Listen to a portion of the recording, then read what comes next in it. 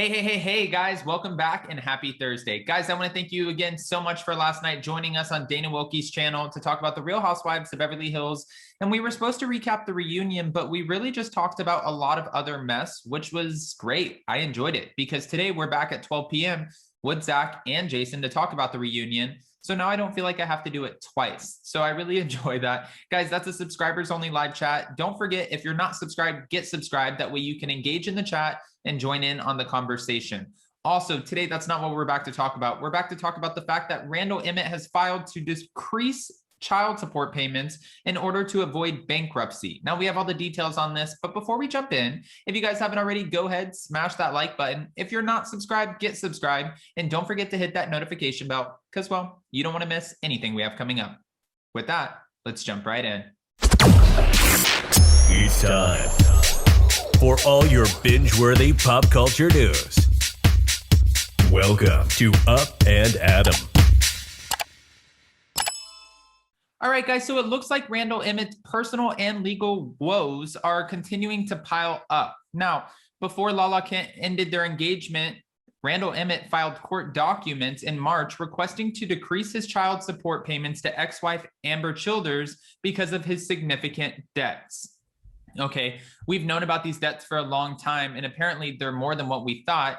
I don't know if you guys remember, but it was Money by Monday for Randall. And this was when 50 Cent was like, wait a minute, I want my money back. I believe it was something to the effect of $1 million.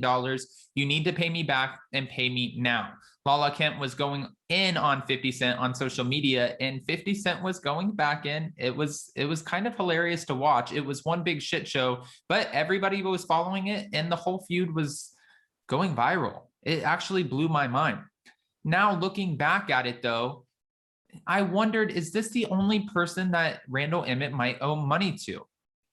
Well, after uncovering it, after Page 6 uncovered it and Radar Online uncovered it, it looks like that's not actually the case. This gets deeper. In legal documents obtained by Page 6, the movie producer asked the court to terminate its January order to mandate him to maintain a bank account with a monthly balance of $50,000 at least to fund his children's non-tuition related expenses because he has accumulated at least $500,000 in debt owed to the IRS. Okay.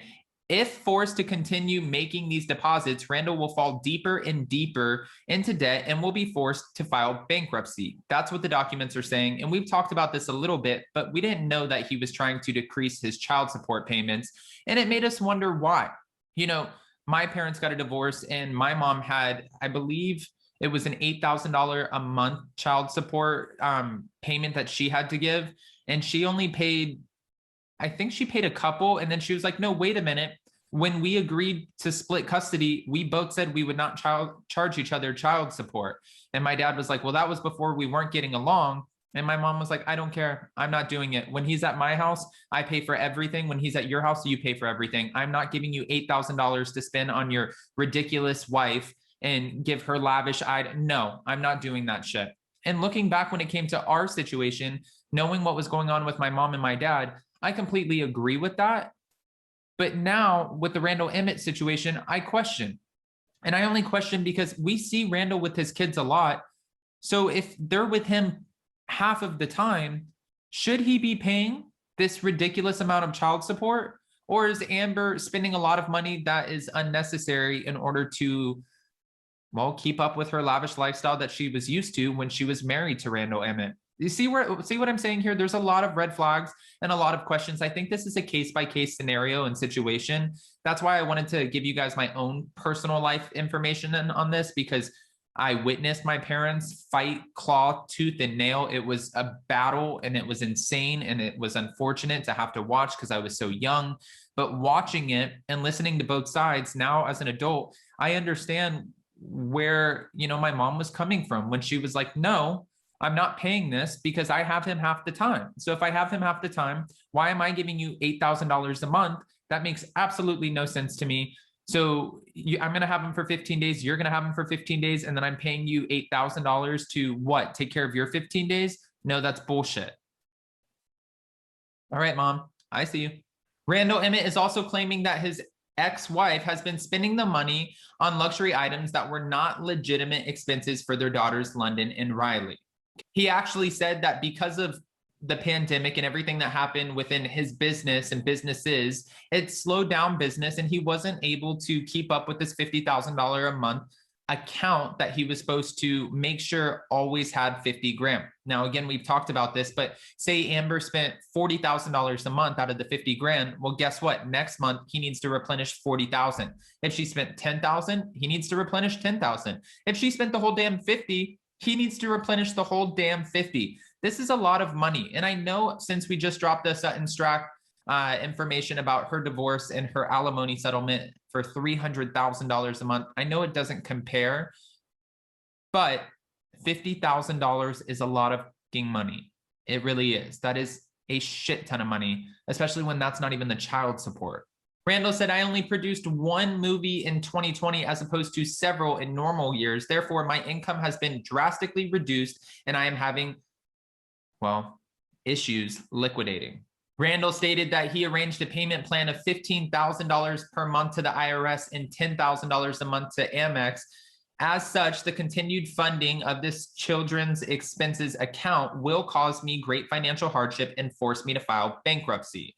Emmett and his ex-wife, they were married from 2009 until 2017, but legally separated in 2016. This was around the time that Lala Kent entered the situation. The case was settled outside of court about 3 months later, but while Randall Emmett continues to face legal issues, he and his company are now being sued for $281,000 in unpaid rent. According to another set of documents obtained by Page 6, his personal life is taking a hit as well as his business life. This is one thing after another. Now we see that Lala is apartment hunting. She's not wearing her ring. We're all wondering what's going on with her. Are they going to get back together? Are they not going to get back together? Was this a publicity stunt? I don't believe it was a publicity stunt. And I've even said this before too, when he talked to Dana Wilkie and said, oh no, she's mad, but nothing happened. I'm just not used to the Vanderpump Rules fandom following you around with cameras. I understand that part, but I don't know if I'm buying that nothing happened just due to the nature of how he met Lala in the first place. I'm not saying something did happen. I wasn't in the room, but I wish I could be a fly on the wall to see who's telling the truth and who's not at this point. With that, guys, I have a few questions for you. What do you think about Randall Emmett trying to decrease his child support payments in order to avoid bankruptcy? How do you feel about Lala not speaking up since the breakup? Wondering if they will get back together or if they won't. Give me your thoughts and your unfiltered opinions. And of course, we'll talk about this a little bit later on Hot Messy Topics because I need some panelists to chime in on this. And don't forget that we're going live today at 12 p.m. Eastern Standard Time to talk about the Real Housewives of Beverly Hills Reunion Part 3 recap with Zach, Peter, and Jason from Down with Jason for a subscribers-only live chat. You guys know what to do. Hit that S button. Don't forget to smash the like button and hit that notification bell because, well, you don't want to miss anything we have coming up. With that, we'll see you next time. Bye, guys.